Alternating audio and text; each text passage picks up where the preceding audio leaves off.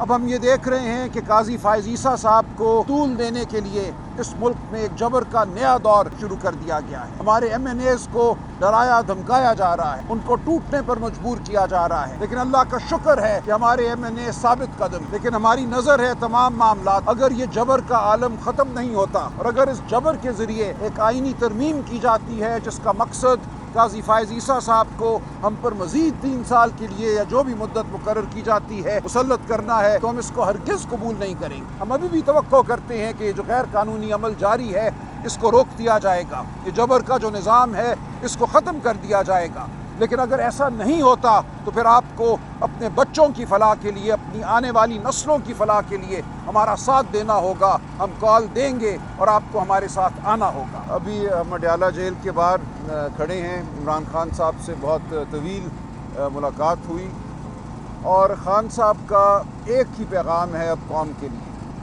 اور وہ یہ ہے کہ اب حالات اس نہج پر آ گئے ہیں کہ اس قوم کو یہ کہا جا رہا ہے کہ اس ملک میں کوئی قانون نہیں ہے، اس ملک میں کوئی شرافت نہیں ہے۔ جو یہ واقعہ ہوا کل، سعد اللہ بلوچ صاحب کی بیٹی، اہلیہ، دیگر گھر کی خواتین کو ہراساں کیا گیا، اغوا کیا گیا، اور جب تک وہ نمودار نہیں ہوئے، اپنی گرفتاری نہیں دی انہوں نے، اس وقت تک ان خواتین کو حبس بیجا میں رکھا گیا۔ یہ انتہائی شرم کا مقام ہے۔ ہم سب کی مائیں، بہنیں، بیٹیاں ہیں۔ اگر ریاست اس سطح پہ آ گئی ہے کہ اب وہ ایک آئینی ترمیم کے لیے دباؤ ڈالنے کے لیے لوگوں کی بیٹیوں اور بیویوں کو اغوا کرتی ہے، تو پھر اب ہمارے پاس اس کے سوا کوئی راستہ نہیں ہے کہ ہم سڑکوں پر آئیں۔ عمران خان صاحب نے کہا کہ اب آپ یاد رکھیے کہ پاکستان کا مستقبل پاکستان کے عوام کے ہاتھ میں ہے۔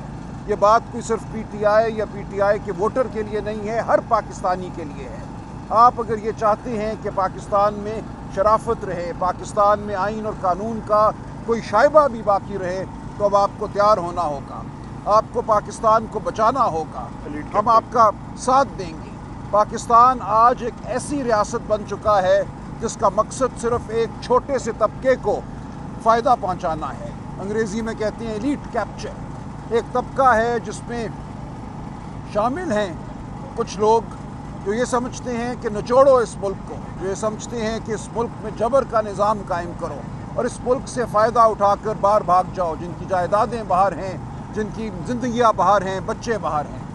تو عمران خان صاحب کا آج پیغام یہ ہے کہ کسی ملک میں فلاح نہیں ہو سکتی، معاشی ترقی نہیں ہو سکتی، انویسٹمنٹ جس کو ہم کہتے ہیں، سرمایہ کاری نہیں ہو سکتی جس ملک میں قانون نہ ہو۔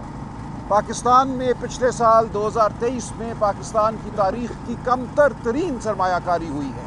یہ کہا جاتا تھا $100 بلین آنے کو ہیں، ہم نے دیکھا کہ 1 بلین بھی بڑی مشکل سے آیا، جبکہ ایک چھوٹا سا شہر سنگاپور، اس میں $140 بلین کی سرمایہ کاری ہوئی۔ تو پاکستان کیا ہے، یہ اس کی حقیقت پوری دنیا کے سامنے اب کھل چکی ہے۔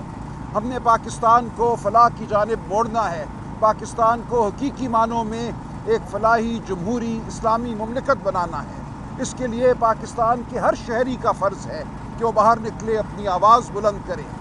یہ کال عمران خان صاحب عنقریب دیں گے۔ ہم ابھی بھی توقع کرتے ہیں کہ ہوش کے ناخن لیے جائیں گے۔ ریاست میں جو لوگ اقتدار پر قابض ہیں اور جعلی طریقے سے قابض ہیں، وہ احساس کریں گے کہ اس ملک کو وہ کس کھائی کی جانب لے کر جا رہے ہیں، لیکن اگر ایسا نہیں ہوتا تو پھر ہمارے پاس اور کوئی چارہ نہیں ہوگا۔ یہ جد و جہد پرامن ہوگی، آئینی ہوگی، لیکن ایک جہاد ہوگا۔ آج ہم یہ دیکھتے ہیں ہمایوں دلاور جس نے خان صاحب کو ایک جعلی مقدمے میں سزا دی اور ایک انتہائی بونڈے طریقے سے سزا دی، جس کی سزا ہائی کورٹ میں ختم ہو چکی ہے، اس کو فائدہ پہنچانے کے لیے اربوں روپے کی اراضی اس کے نام کی گئی ہے۔ اب ہم یہ دیکھ رہے ہیں کہ قاضی فائز عیسیٰ صاحب کو طول دینے کے لیے اس ملک میں ایک جبر کا نیا دور شروع کر دیا گیا ہے۔ ہمارے ایم این ایز کو ڈرایا دھمکایا جا رہا ہے، ان کو ٹوٹنے پر مجبور کیا جا رہا ہے، لیکن اللہ کا شکر ہے کہ ہمارے ایم این اے ثابت قدم ہیں، لیکن ہماری نظر ہے تمام معاملات پر اگر یہ جبر کا عالم ختم نہیں ہوتا اور اگر اس جبر کے ذریعے ایک آئینی ترمیم کی جاتی ہے جس کا مقصد قاضی فائز عیسیٰ صاحب کو ہم پر مزید 3 سال کے لیے یا جو بھی مدت مقرر کی جاتی ہے مسلط کرنا ہے، تو ہم اس کو ہرگز قبول نہیں کریں گے۔ ہم اپیل کرتے ہیں جج صاحبان سے بھی کہ کہ وہ ماحول کو دیکھیں کس طریقے سے آئینی ترمیم کی جانب بڑھا جا رہا ہے۔ کیا اس آئینی ترمیم کے حوالے سے کی بنیاد پر وہ اپنی ملازمت کو طول دینا چاہیں گے؟ یہ معاملات تو اعتبار کے معاملات ہوتے ہیں، یہ معاملات قوم کے ضمیر کے معاملات ہوتے ہیں۔ جبر، دھونس، مار پیٹ سے آئینی ترمیم نہیں کی جاتی، اور اگر ایسے آئینی ترمیم کی جائے گی تو کیا آپ اس آئینی ترمیم کی بنیاد پر چیف جسٹس رہنا یا جج رہنا قبول کریں گے؟ اگر آپ قبول کریں گے تو عوام پاکستان کی قوم قبول نہیں کرے گی۔ ہم جد و جہد کریں گے، ہم آواز بلند کریں گے، ہم ہر سطح پہ مزاحمت کریں گے۔ تو میری اپیل ہے پاکستان کی عوام سے کہ معاملات کا جائزہ لے، معاملات کو سمجھے، جہاں ہمیں لے جایا جا رہا ہے اس کھائی میں جانے سے پاکستان کو بچائے۔ یہ فرض صرف سیاسی لیڈران کا نہیں ہے، یہ فرض ہر پاکستانی کا ہے۔ یہ کہنا کہ وکیل کیوں نہیں تحریک چلاتے، چلائیں گے وکیل بھی تحریک، تاجر بھی تحریک چلائیں گے، سیاستدان بھی باہر نکلیں گے، لیکن عام شہریوں کو باہر نکلنا ہوگا، آپ سب کو باہر نکلنا ہوگا۔ آپ انتظار کیجئے، اپنے ضمیر کو ٹٹولیے، اور وہ دن بہت دور نہیں ہے۔ ہم ابھی بھی توقع کرتے ہیں کہ یہ جو غیر قانونی عمل جاری ہے اس کو روک دیا جائے گا، یہ جبر کا جو نظام ہے اس کو ختم کر دیا جائے گا۔ لیکن اگر ایسا نہیں ہوتا تو پھر آپ کو اپنے بچوں کی فلاح کے لیے، اپنی آنے والی نسلوں کی فلاح کے لیے ہمارا ساتھ دینا ہوگا۔ ہم کال دیں گے اور آپ کو ہمارے ساتھ آنا ہوگا۔ دیکھیں، ہم تو بالکل یہی چاہتے ہیں کہ ملک میں فسطائیت کو ختم کیا جائے، قانون اور آئین جو ہے اس کو لاگو کیا جائے۔